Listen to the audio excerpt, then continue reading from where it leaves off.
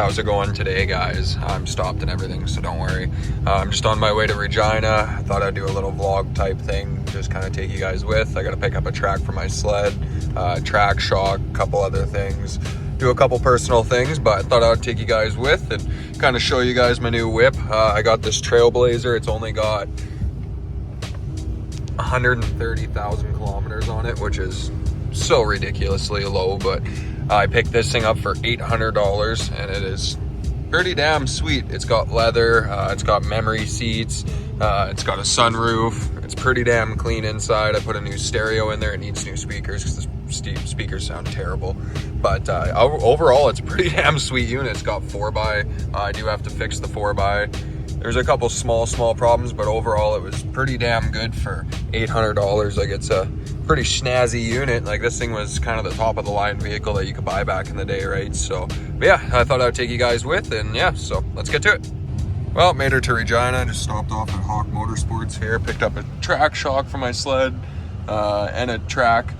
This one isn't brand new, but it might as well be. This thing only has, I don't know, maybe 100 miles on it or something like that, and then the sled blew up. So got that for $600 in comparison to $1,200 for a brand new track, so can't go wrong with that.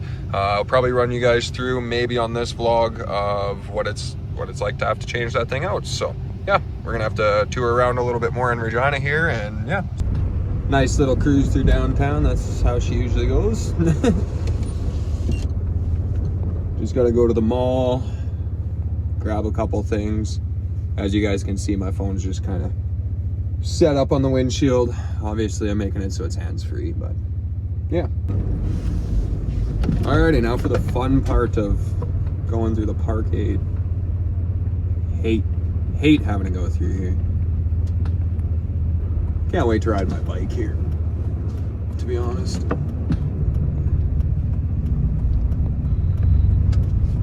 Ooh, Ontario plates. Came from a ways away. Way down under. I usually find one somewhere. Oh, what's that up there? Oh, I see one. I'm cutting right to it. I don't even care.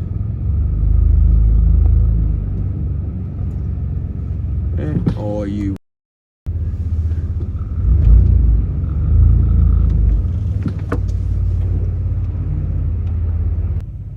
Cool little view from the next floor up. So yeah, let's get in there. Jesus, that was a hassle. Alrighty, we're back home now. Don't mind the messy garage. We're kind of getting it ready for winter. As you can see, I don't know actually if you can see it from here. There's a missing lug. In there somewhere there's a whole strip of this side is missing. So oh yeah, you can see them right there. All of those are missing, so definitely time for a new one, and it's getting a little floppy on the edges, so definitely time for a new one. And I broke my front track shock last year. There's another track shock that goes right there, so I got a new one of those. So no, not used, new. I got a used one, and I'm gonna powder coat the springs for those and make them look all nice. And yeah, so let's get to it. Alrighty, first things first. Don't mind my propane heater. Sorry, it's a bit loud, but keeps her warm in here.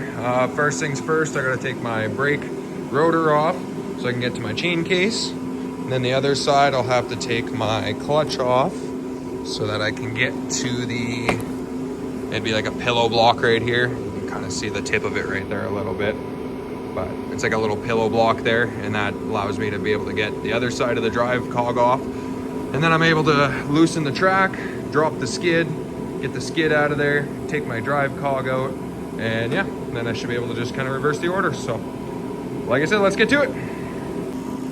I already got my clutch off, which just use an impact. If you don't have an impact, just, you know, stuff a rag or something inside your, right in the, like, whichever way you're turning, just stuff a rag in there so it doesn't allow your clutch to turn. But overall, impact's the easiest way, 15 mil.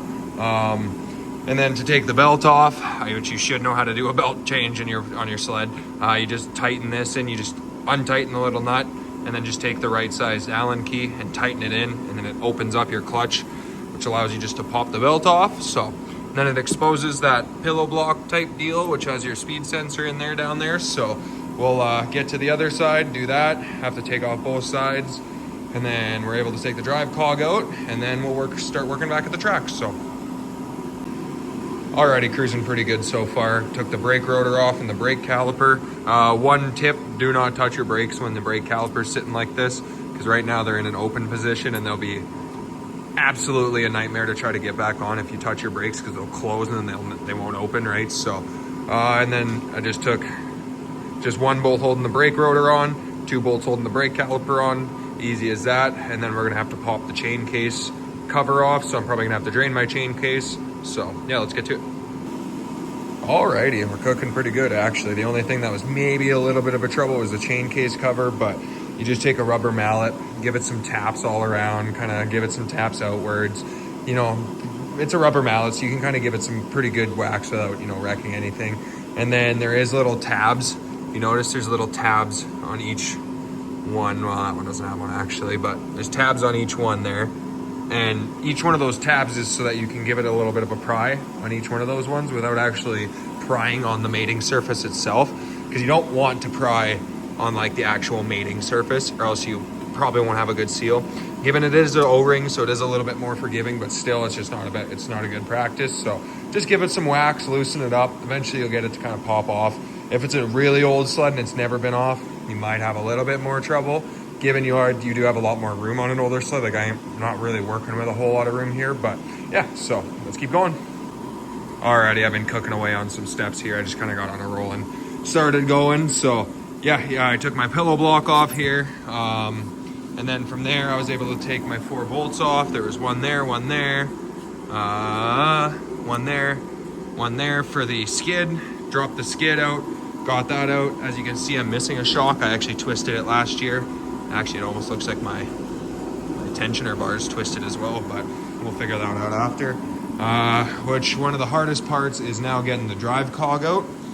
One tip I have, which made it a lot easier, I just found it out actually, I figured it out, is take your drive cog, and kind of the hardest part is to shift it far enough to one side to get it dropped and out.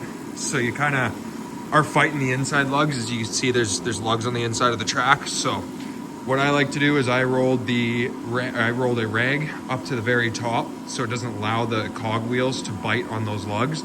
And then I was able to just kind of hammer it that way a little bit and get it that way a bit. And then, yeah, just dropped it out. So this actually should be, yeah, there we go. As you can see, this thing was toasted. Like, there is not many lugs on that whole one side. So I'll bring my other track in, and that'll probably be a part 2, to be honest. And yeah, so already got the other track in here. You can definitely tell it was time for a new one. Holy crap, that's ridiculous.